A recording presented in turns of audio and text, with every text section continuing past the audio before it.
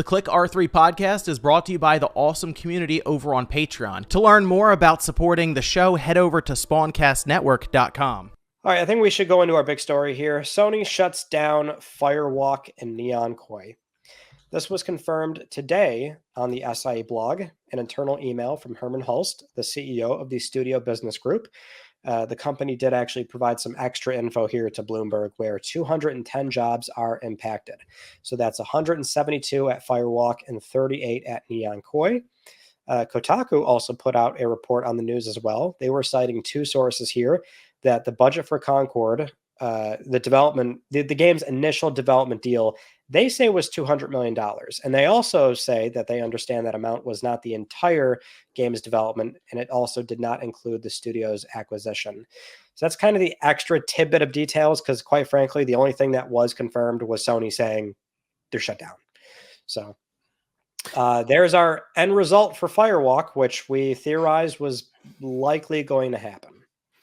Yeah, I feel like, I mean, it was pretty obvious, I think, for a lot of us to see what was going on and be like, well, how do you bring back Concord? And clearly there was no answer for that, because I think even like the name itself was just so tainted. There's just, you're not going to get it back in good graces with gamers at this point.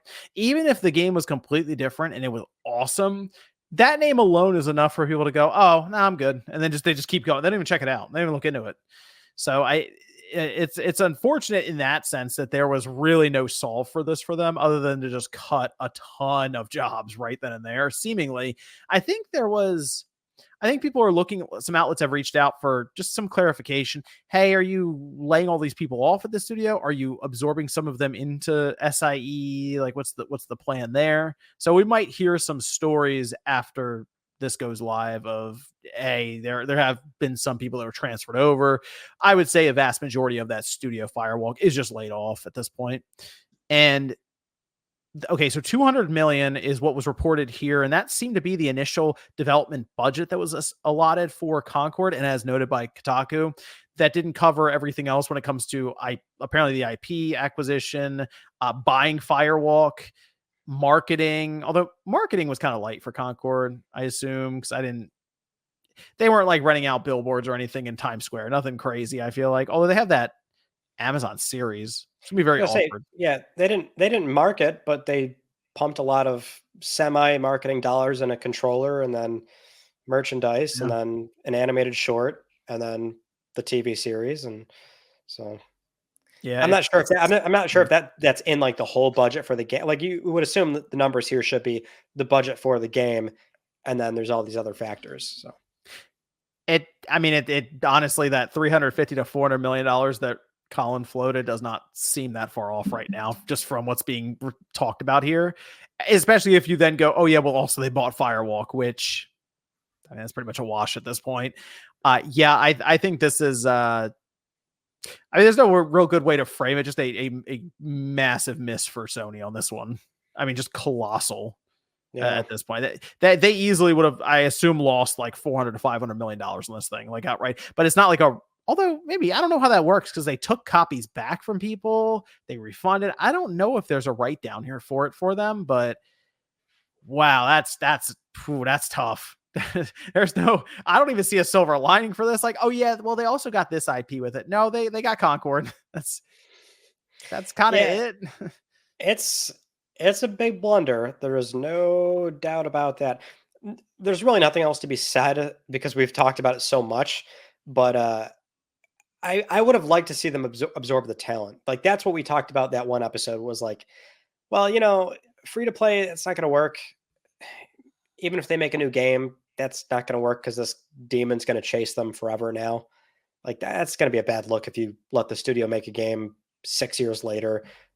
IGN article, oh, the Concord studio, and then they have to, it's just, it's bad news. Like, nobody wants this to happen, but it seems like this was maybe the more viable option. Although I would have preferred to maybe see them either go into a support role, which is still completely different from what those people signed up for, so that would have been not great, or just have them absorbed into SIE if they have that option. Maybe do some relocation for some people. I don't know. I mean, there's things they could have done, but closing probably was like the most fiscally advantageous for the company.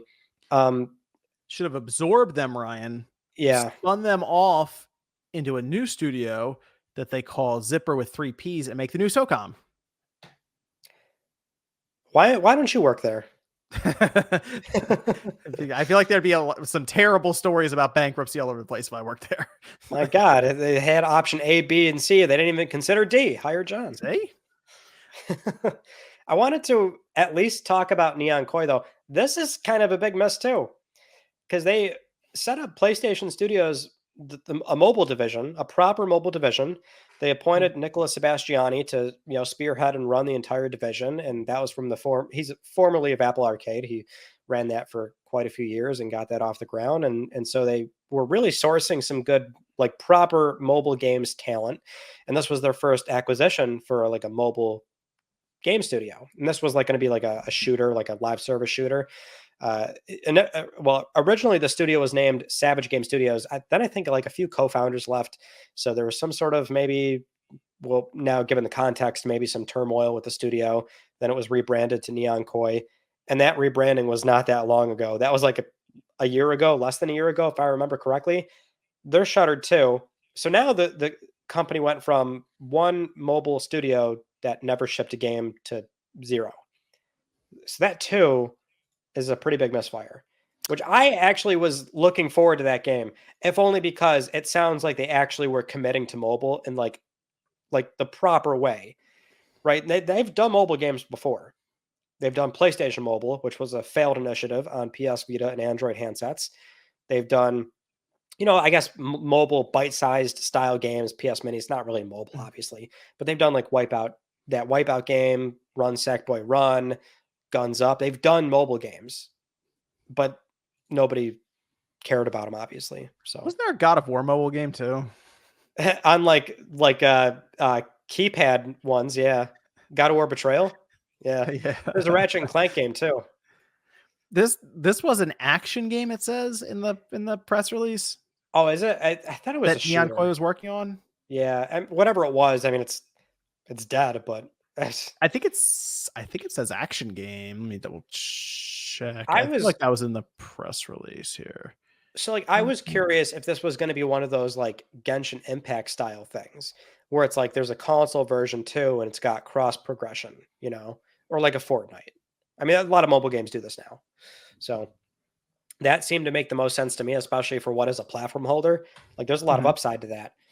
And that's dead too. Like, Christ almighty.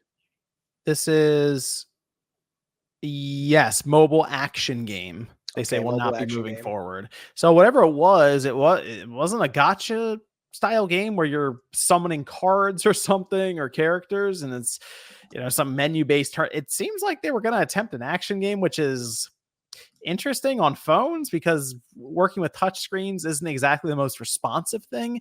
The way that they say it here though, Ryan, looking at it kind of sounds like the game wasn't very good.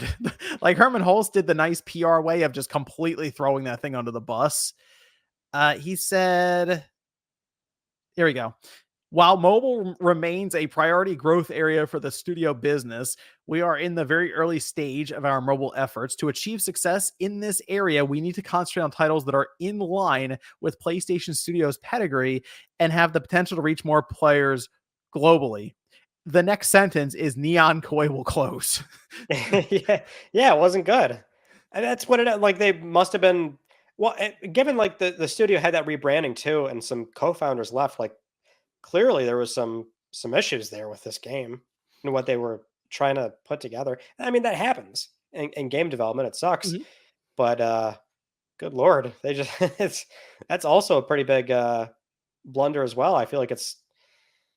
I don't know what else there is to be said. I feel like that feels like a setback for their mobile division too, though. I feel setback. Like whatever this was like at least getting somewhat close to not a finish line, but it must have been up against some kind of milestone where it's more of a tangible game than just an idea on a whiteboard. So that's I don't know. Sony, they are trying new things, but they have like some hits with Helldivers 2, for example, launching on PC in this live service game to go along with PS5 launch. But then I hear about like the mobile sector, and then I hear about things like Firewalk Studios that they kind of broke their tradition of just buying the studio immediately, like bring them in. We're not going to work with them. It does kind of seem like Sony got a bit ahead of themselves with some of these uh these ideas and these moves, and I just feel like I know they're going to keep trying the live service thing. They made it very clear they will keep doing that. Man, it's got to get back to what they know right now. I feel like anyway. Get back to what they know. Get Well, get get rolling. you make a good point though, which is it's just the company struggling with something they historically don't have a presence in. I mean, it's like I don't care for mobile, I don't care for live service, but like I can see why a big multi-billion-dollar company wants to explore these things. Mhm. Like if I was a big Sony shareholder, I would be upset that they're not doing these things. And now I'm going to be pretty upset that this news came out, which is like, guys, what are you doing? Get your shit together. Well, So that's the other issue, Ryan. As you're mentioning here, how many times do you think they miss before they go, okay, hold on, we need to reevaluate? Because most of us kind of consider, I mean, we consider Bungie a pretty big miss for them. Like, especially with the amount of money involved, it was still running in the red after they picked them up. So who knows how much more money got burned there in the back end. Hear about what could potentially be $400 million miss here with Concord and Firewalk, and you start adding the numbers up, and you're like, are they close to a $4 billion swing and a miss with just these two for live service?